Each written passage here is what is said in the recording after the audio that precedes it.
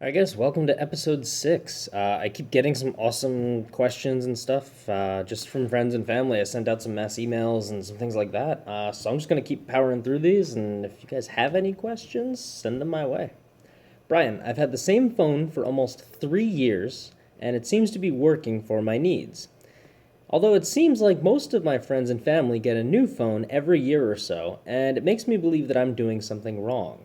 How often should I get a new phone, and what should I look for in newer models? So, phones are kind of interesting. They're kind of like computers. They are computers, basically. They're a pocket sized, supercomputer in terms of 10 years ago technology. But the thing with phones is we always kind of feel like we need a new one. It kind of gets slow, sluggish, gives us problems, that doesn't have the features that we want. So, it's kind of like a car too, or a desktop. Some families will hold one for 10 years, some families will hold one for 3 years, and then decide that they need a new one. So, it comes down to a bunch of factors. I'd say if you're pushing 3 years on a phone, you're probably getting pretty good value in life out of it, which means around that time, well, first off, if you've had it last for 3 years and you haven't had things like battery issues or performance issues or just the device kind of breaking down from wear and tear, I give you props because you're doing great with that. For me, I get a phone usually every 2 years or so, and I think that's kind of just bad habits that have carried over back when cell phone providers would basically lock you into a 2 year contract, and then you would be attached until the 2 years were up, and then you'd be up for another phone afterwards. So, I'd say between 2 and 3 years is a good time, to start looking at upgrades.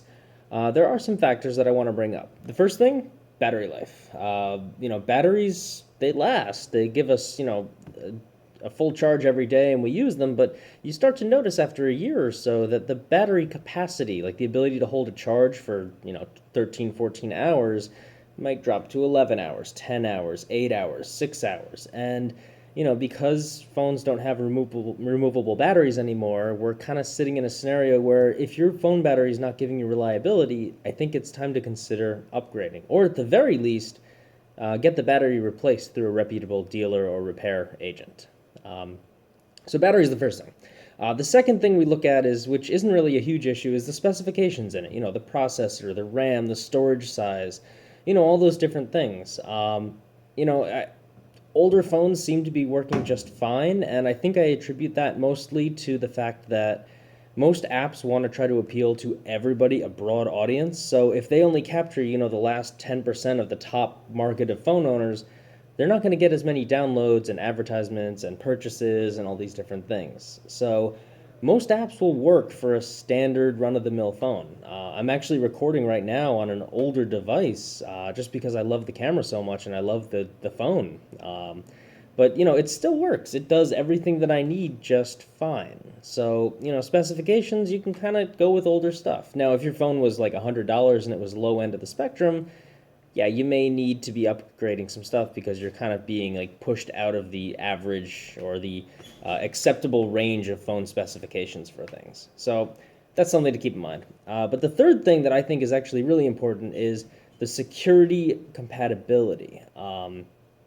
Some phones aren't meant to handle the current operating systems, and with those operating systems comes security updates and compatibility with apps and things like that. So if your phone is 3 years old, you're probably in okay shape, but you want to keep an eye out. If all of a sudden on your iPhone or Android you can't update to the newest version or keep adding security fixes, I would start to be a little worried about that. Because if the phone stopped being supported, the company's not going to keep pushing out security updates for a phone that's 6 years old.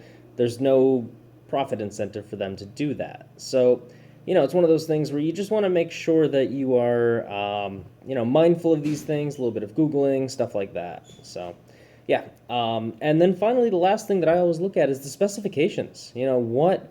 What do you need in a phone? And not in terms of like the processor and the RAM, but I would say more of the components, like the camera.